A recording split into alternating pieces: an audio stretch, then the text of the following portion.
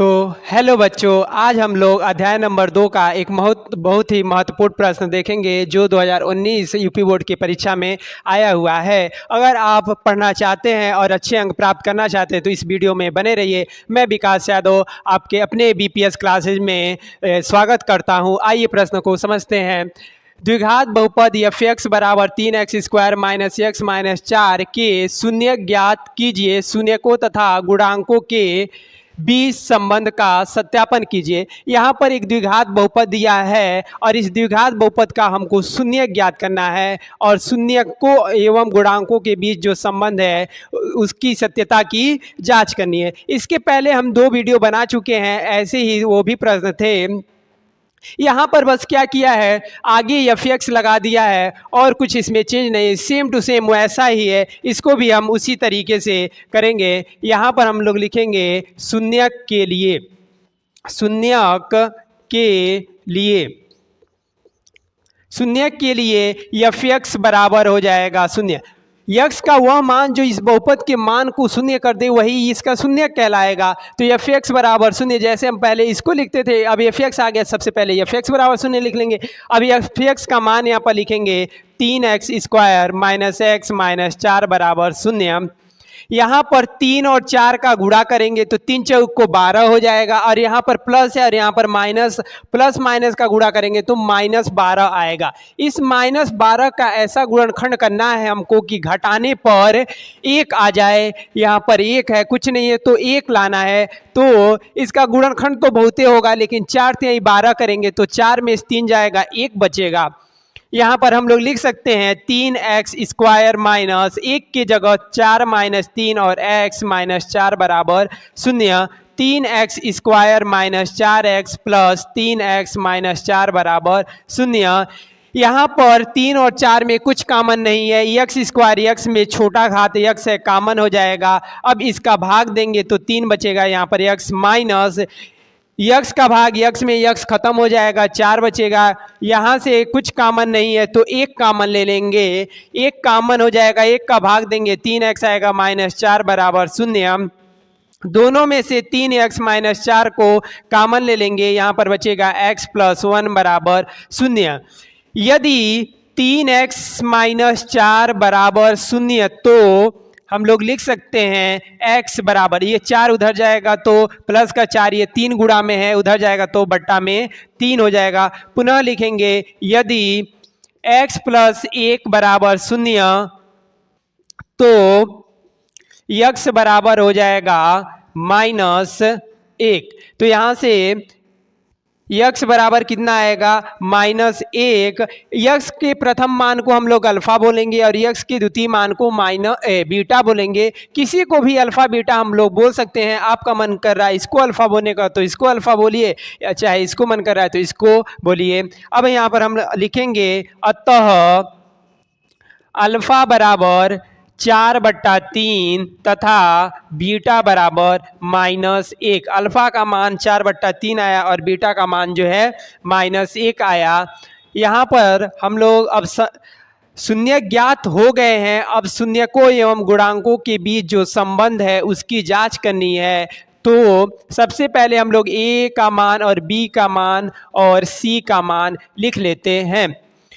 तो यही दिया है, तो x² का गुणांक जो होता है उसको a का मान बोलते हैं और x का जो गुणांक होता है अर्थात -1 है, इसको b बोलेंगे और जो अचर पद है उसको c बोलते हैं। तीनों को लिख लिए। अब यहाँ पर लिखेंगे सत्यता की जांच, सत्यता की जांच। तो पहला संबंध होता है अल्फा प्लस बीटा बराबर -b/a। अब इसको सॉल्व करेंगे। LHS बराबर अल्फा का मान आया हुआ है 4/3 और बीटा का मान -1। यहाँ पर लिखेंगे हम लोग अल्फा प्लस बीटा और अल्फा का मान 4/3 प्लस बीटा का मान है -1। 4/3 प्लस का गुणा माइनस में 4, 3 का गुणा होगा -3/3, 4 में 3 जाएगा, 1/3 बचेगा। अब RHS को सोल्व करेंगे तो RHS बराबर है -b/a। माइनस b का मान है -1, यहाँ पर हम लोग लिखेंगे -1 और a का मान है 3, यहाँ पर लिखेंगे 3। तो ये सॉल्व होके आ जाएगा बराबर में 1/3। दोनों बराबर आए इसलिए हम लोग लिखेंगे LHS बराबर RHS। पहला संबंध जो है प्रूव हो चुका है। अब दूसरा संबंध होता है अल्फा इंटू बीटा बराबर C बट्टा ए। अल्फा का मान कितना है? तो अल्फा का मान 4/3 है और बीटा का मान -1 है। LHS बराबर हम लोग लिखेंगे अल्फा इंटू बीटा। अल्फा का मान 4/3 और बीटा का मान -1, गुणा कराएंगे -4/3 हो जाएगा। फिर RHS को सॉल्व करेंगे। RHS बराबर है C बट्टा ए। C का मान जो है वह है -4 और A का मान है 3। LHS और RHS दोनों बराबर आए हैं इसलिए हम लोग लिख सकते हैं LHS बराबर RHS। इस प्रश्न में कह रहा था कि शून्यक ज्ञात कीजिए, तो हमने शून्यक ज्ञात कर दिया। यहाँ पर शून्यक आया अल्फा और बीटा, और सत्यता की जांच करना था। तो जो शून्यकों की और गुणांकों के बीच संबंध होते हैं, दो गो संबंध होते हैं, दोनों संबंधों को हमने सही सिद्ध कर दिया। अतः यह प्रश्न जो है समाप्त हुआ। इसी तरीके से क्वेश्चन पढ़ने के लिए हमारे साथ रेगुलर बने रहिए।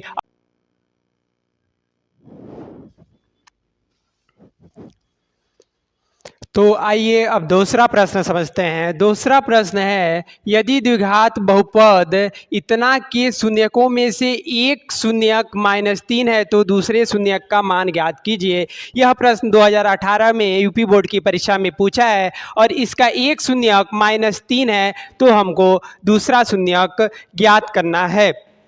तो दूसरा शून्य ज्ञात करने के लिए सबसे पहले हमको k का मान ज्ञात करना होगा और हम लोग k का मान ज्ञात कर लेते हैं। इसके लिए हम लोग लिखेंगे यदि -3 इस बहुपद का एक शून्यक है, इस बहुपद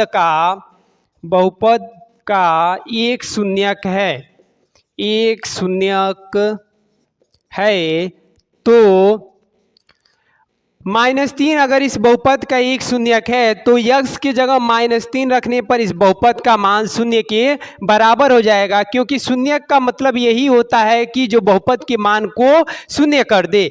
तो यहाँ पर हम लोग लिखेंगे k-1 x square plus kx plus 1 बराबर 0। k-1 एक्स के जगह लिखेंगे -3 और स्क्वायर है तो स्क्वायर k गुणे -3 प्लस 1 बराबर 0। k-1 और यहाँ पर -3 का स्क्वायर 9 होगा, प्लस का गुणा माइनस में -3 के प्लस 1 बराबर 0। 9 के -9 -3 के प्लस 1 बराबर 0। 9 के में से 3 के को हम लोग घटाएंगे, 6 के बचेगा, -9 में से 1 जाएगा तो -8 बराबर 0। यहाँ पर हो जाएगा 6 के बराबर 8। इसको 2 से काटेंगे 3 बारी में, यह 2 चौक को 8 हो जाएगा। के बराबर आएगा 4/3। हमको k का मान प्राप्त हो गया। अब इस k का मान निकाल लिए हैं तो हम लोग दूसरा शून्यक आसानी से ज्ञात कर सकते हैं। जैसा कि हम सभी लोग जानते हैं अल्फा प्लस बीटा बराबर सूत्र होता है -b/a। अल्फा का मान अर्थात एक शून्यक दिया है, इसी को हम लोग अल्फा मान लेंगे -3, और बीटा का मान हमको निकालना है। b का मतलब यक्स का गुणांक, तो यक्स का गुणांक कितना है? k है, और a का मतलब एक्स स्क्वायर का गुणांक k-1 है। यहाँ पर लिखेंगे k-1 -3 प्लस बीटा बराबर माइनस k के जगह हम लोग लिखेंगे 4/3। यहाँ पर हो जाएगा k का मान 4/3 और यहाँ पर लिखेंगे k का मान 4/3 और -1 है तो -1। -3 प्लस बीटा बराबर यहाँ पर -4/3 को ऊपर ही रहने देंगे, इसका गुणा इसमें होगा तो 3 एक कम 3, 4 में से 3 जाएगा, 1 बचेगा और बट्टा में 3। इसके भी बट्टा में 3 है, इसके भी बट्टा में 3 है, तो दोनों 3 से 3 क्या होंगे? खत्म हो जाएंगे। -3 प्लस बीटा बराबर -4 और बट्टा में 1 बचेगा, तो इसका 1 से भाग देंगे -4 में तो -4 ही आएगा। यहाँ पर हम लोग लिखेंगे बीटा बराबर -4, ये -3 उधर जाएगा तो चिन्ह परिवर्तित हो जाएगा, प्लस का 3 हो जाएगा, बीटा बराबर आएगा -1। लास्ट में लिखेंगे अतः इस बहुपद का दूसरा शून्यक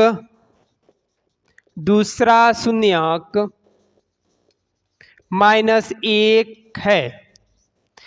तो इस प्रकार से कोई भी ऐसा प्रश्न आए, एक शून्यक दिया रहा हो और उसमें एक्स स्क्वायर के अलावा कोई ऐसे के सी दे दिया हो और कह रहा हो दूसरा शून्यक निकालिए, तो सबसे पहले जो भी आया हो के या सी उसका मान निकालेंगे और उसका मान निकालने के बाद अल्फा प्लस बीटा बराबर माइनस बी बट्टा ए का प्रयोग करते हुए दूसरा शून्यक निकाल लेंगे। या दूसरा संबंध होता है अल्फा इंटू बीटा बराबर सी बट्टा ए, उसका प्रयोग करके भी हम लोग इस बीटा का मान निकाल सकते हैं और हमारा दूसरा शून्यक आ जाएगा। अतः आप लोगों को यह वीडियो अच्छी लगी हो तो लाइक करें, सब्सक्राइब करें एवं कमेंट करना बिल्कुल ना भूलें। जय हिंद दोस्तों, मिलते हैं अगली वीडियो में बहुत ही जल्द।